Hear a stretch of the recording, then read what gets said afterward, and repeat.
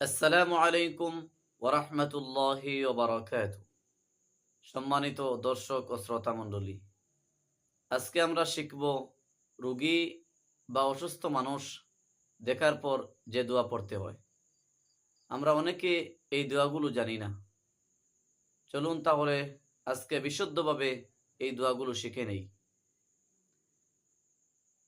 ১ নম্বর দোয়া হচ্ছে, রোগীকে বা অসুস্থ মানুষকে দেখার পর এই দোয়া পড়বেন। لا بأس طهور إن شاء الله।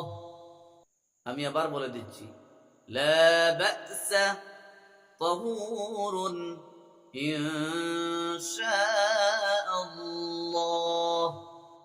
২ নম্বর যে দোয়া হচ্ছে, রোগী বা অসুস্থ মানুষকে দেখার পর এই দোয়া ৭ বার পড়বেন।